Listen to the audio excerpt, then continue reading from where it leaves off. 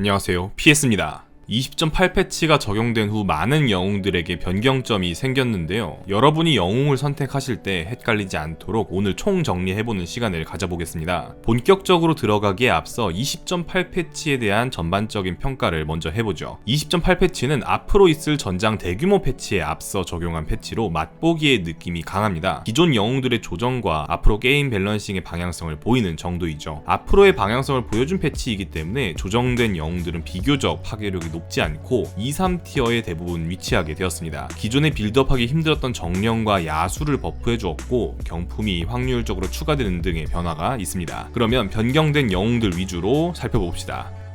먼저 신영웅 쿨트러스 애쉬폴른입니다. 쿨트러스 애쉬폴른은 3번의 퀘스트를 거쳐 현재 필드와 구매한 하수인 그리고 전체 하수인에게 버프를 넣는 효과를 가지고 있습니다. 퀘스트 달성 조건은 매우 까다로운 편으로 퀘스트 달성을 위해서는 페어나 원하는 하수인 구매 대신에 원하지 않는 하수인들을 구매해야 하는 경우가 생깁니다. 이런 페널티와 반대로 죽음의 메아리 등으로 태어나는 추가 하수인에 대해서도 들어가는 버프로 중반 강한 필드가 최대 장점입니다. 죽음의 메아리 하수인이나 천상의 보호막 하수인과 시너지가 좋으며 이에 따라 기계, 용족, 야수 종족이 선호됩니다. 특히 기계 종족의 경우 영웅 능력을 위해 그냥 구입한 기계 하수인에게도 영웅 능력으로 버프된 46, 안녕 모듈과 53, 증식기를 이용하여 밀리피센트 마나스톰 그리고 잿빛까지의 시너지를 얻을 수 있게 됩니다. 다만 가시멧 돼지가 있는 환경에서는 빠르게 퀘스트를 깬 뒤에 레벨업을 하는 게 아니라면 3, 4등 이상을 노려보기는 어렵다는 단점이 있습니다. 대략적인 운영을 살펴볼까요? 정성 마나 커브를 보통 따르며 상점에 선상도박꾼이 출연한다면 상점 하수인에 상관없이 퀘스트를 깨는 형태로 운영을 합니다. 그래서 해적이 살아있는 경우가 매우 베스트 케이스죠. 8턴까지 마지막 퀘스트를 완료했다면 가장 이상적인 형태가 될 것이고 9턴 레벨업 또는 기계 하수인 중심의 운영 또는 엄마곰과 야수 등의 선택지들을 통해 안정적인 순위 방어를 할 수 있게 됩니다. 다음은 리워크된 무역왕 갤리웍스입니다. 갤리웍스는 이번 패치에 새롭게 등장한 메커니즘의 영웅입니다. 골드가 10골드가 넘어갈 수 있으며 8턴 이후에는 20골드 가까이 운영하는 경우도 나오게 됩니다. 미라우스와 비슷한 메커니즘을 이해하시는 분들도 계실 텐데 현재 등수는 그에 한참 못 미치는 4.56등을 기록하고 있습니다. 그 이유는 정성 레벨업을 할 경우에 하수인 판매를 하게 되는 경우가 3턴에 1개 그리고 6턴 즉 8마나 이후부터 이루어지기 때문입니다. 3턴에 1개 판매한 1골드는 4턴에 7마나가 되면서 유의미한 영향으로 이어지지 않기 때문에 사실상 무능력인 상태로 6턴을 넘기게 되는 셈이죠. 그러나 걸신 들린 무타누스가 시간이 가면 갈수록 티어가 상승하는 영웅인 것과 같이 갤리웍스는 현재 연구할 가치가 있는 영웅입니다. 갤리웍스의 1등 확률은 16.71%로 초반 영웅 능력 활용이 어려운 6턴까지를 어떻게 버티느냐가 가장 중요합니다. 이에 따라 정성 레벨업 구도를 깨면서 더 자유로운 골드 운영을 할 수 있는 형태가 고려되어야 하며 정성 레벨업 외에 더 고려해볼 만한 운영을 지금 제시해드리겠습니다. 먼저 악마 운영인데요. 무타누스 공략편에서 짚어드린 것과도 같이 악마 운영은 레벨업을 느리게 하며 초반부터 상점 하수인을 사고 파는 행동을 많이 하게 됩니다. 갤리웍스는 이 점을 이용하여 초반 체력 관리와 영웅 능력 활용을 모두 얻어낼 수 있고 완전 악마 운영이 아니더라도 체력 관리를 위해 악마를 사용하는 형태를 추천드릴 수 있겠습니다. 명인 2개 이상을 빠르게 집었다면 정식 악마 덱으로 운영을 하시고요. 명인 1개 찾는 것에 그쳤다면 4턴까지는 악마 운영을 하며 이후 레벨업을 하고 악마 종족을 강한 필드의 용병 정도로 사용하시는 것을 추천드립니다. 다른 영웅들은 후반부 필드 전환이 어려워 하수인을 섞어가며 사는 것이 어렵지만 갤리웍스는 하수인을 판매하면서 얻는 추가 골드를 기대할 수 있기 때문에 위와 같은 운영을 하는 것이 정성 레벨업 운영보다 안정적으로 이어질 수 있습니다. 그 다음 짚어볼 운영은 늦은 레벨업 운영법인데요. 자이렐라를 하시는 분들이라면 1턴 토큰 영능 후 2턴 토큰 영능 그리고 레벨업과 같은 초반 이득을 사용하시는 분들이 많을 겁니다. 마찬가지의 효과를 노려서 2턴 상점에 토큰 하수인 2개 이상이 있을 경우 2턴 2개의 토큰 하수인을 구매하여 3턴에 레벨업하는 형태를 고려해볼 수 있습니다. 다른 영웅들과 같은 형태의 운영이 어렵기 때문에 1레벨 하수인들과 토큰 하수인을 최대한 많이 챙기며 황금 카드를 맞추고 필드를 강하게 만들어 나가는 운영입니다. 정령, 야수, 멀록 중 2개 이상이 살아있다면 이 운영법을 고려해볼 수 있겠네요.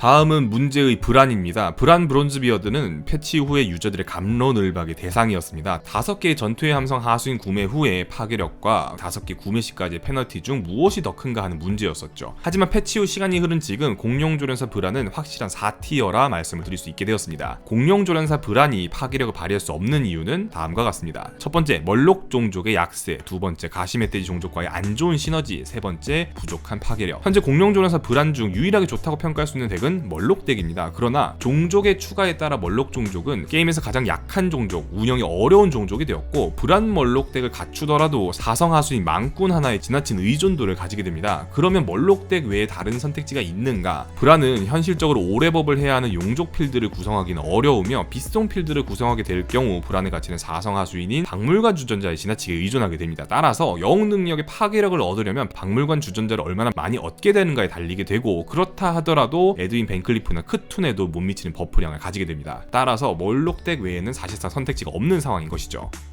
다음은 돌아온 마이에브입니다. 마이에브는 패치 후 체력관리, 황금카드 발견 운영에서 모두 이전과 다르게 고전하고 있습니다. 8등 비율이 지나치게 높아졌고 평균 등수 또한 4티어에 속할 정도로 낮은 상태입니다. 그러나 이는 기존 운영을 그대로 답습하여 빠른 4레벨을 찍고 있기 때문으로 보이며, 전체적으로 한 개씩 밀렸다는 페널티로는 지나치게 성적이 낮은 모습입니다. 마이에브는 마나 커브와 운영 변경을 통해 2티어까지 올라올 수 있는 영웅으로 보입니다. 1원을 통한 확정 하수인 획득은 다른 영웅들과 확연히 다른 이득을 가져올 수 있고, 6턴의 레벨업을 하지 않더라도 다른 영웅들과 같은 레벨업 커버를 가져갈 수 있기 때문이죠. 그래서 이렇게 변경된 마이에브 운영법을 제시를 합니다. 토큰의 영능 쓰지 마시고요, 6턴 8마나 레벨업 하지 마세요. 현재 패치에서 마이에브는 토큰 하수인 영웅 능력을 통해 이득을 보는 것이 아닌 영웅 능력의 1, 1버프를 활용하여 체력 관리를 하는 것이 굉장히 중요합니다. 1턴씩 느린 발견과 운영을 노리는 플레이로 영웅 능력은 토큰 하수인 페어에 되도록이면 사용하지 않도록 합시다. 특히 판단의 정령과 길고양이는 영웅 능력을 통해 얻더라도 필드에 도움이 전혀 되지 않기 때문에 상점이 나오더라도 되도록이면 피하는 것이 좋습니다. 영웅 능력의 우선순위를 이참에 정리를 해드리자면 1등은 크툰의 수행사제고요, 2등 용혈적 부관, 3등 바위운덩이 사냥꾼, 모두 2, 3스탯의 소유자들이죠. 4위는 새끼 붉은 용, 5위는 원기 회복의 변형물이겠습니다. 영웅 능력을 통해 버프가 될 경우 이성 하수인과도 교환비가 나오거나 황금 카드가 될 경우 영웅 능력 플러스 스탯이 계속 사용될 수 있을 정도의 하수인들에게 영웅 능력을 사용하면서 강한 필드를 노리는 것이 핵심입니다. 초소형 미라와 같은 하수인은 왜 영웅 능력 사용 우선순위 없는가? 라고 질문을 하실 수도 있는데, 초소형 미라는 영웅 능력 버프를 받더라도 2, 3스탯의 하수인이 되기 때문에 영웅 능력보다 구매를 직접 그냥 하시는 게 더 좋습니다. 그 다음 6턴 플레이가 중요합니다. 예전과 같았으면 보통 이때는 바로 랩업 영능을 누르셨겠죠. 하지만 6턴 8마나 업을 하지 않았을 경우 7턴의 구매의 레벨업을 통해 오래 발견을 노릴 수가 있습니다. 6턴의 페어 하수인을 찾고 3레벨 상점에 강한 하수인 2개를 구입하여 필드를 채움으로써 강한 필드를 만드는 것이죠. 6턴부터의 영웅 능력은 3턴 뒤에 받게 되므로 황금 카드나 페어를 얼리는 것이 아니라 후반 운영에 도움이 되는 헌신정의 영웅, 선상도박꾼, 버프 하수인 등을 얼리는 것이 좋습니다. 영웅 능력을 통한 황금 카드를 맞추는 플레이는 지나치게 느리기 때문에 후반 플레이의 사전 대비 차원으로 사용을 해야 할 것입니다.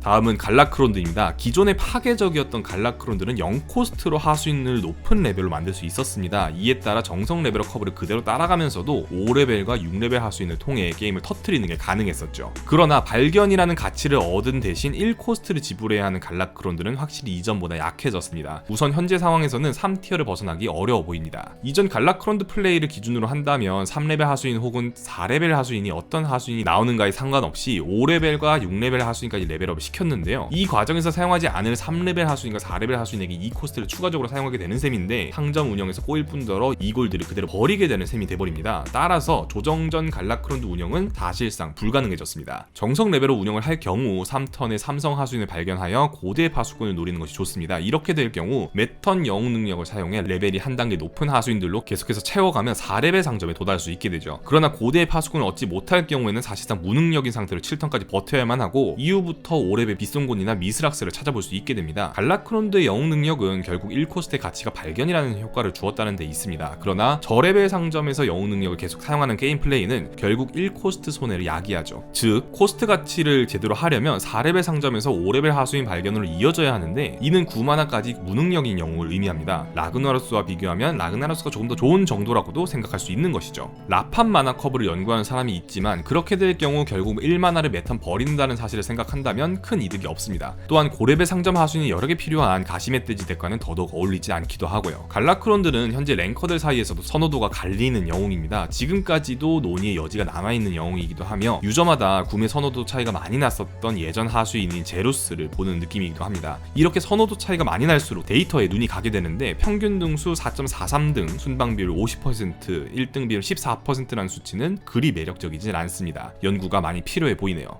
이번 패치 최대의 수혜자라고 할 수 있는 에드윈 벤클리프입니다. 하수인을 버프하는 영웅 능력으로 크툰, 무타누스 바로 아래 위치한 2티어까지 올라올 수 있었는데요. 1코스트 2일 버프는 외그토글과 거프 룬토템에서 본 것과 같이 게임에 파괴적인 영향을 끼쳐왔습니다. 벤클리프는 구매한 하수인당 2일 버프로 아무 조건 없이 8-4 버프 혹은 6-3 버프를 넣던 외그토글이나 룬토템과는 다르지만 확정적으로 반사 로봇이나 청동 감시자에게 다량의 버프를 넣을 수 있어 이번 패치 평균 등수가 굉장히 올라가게 되었습니다.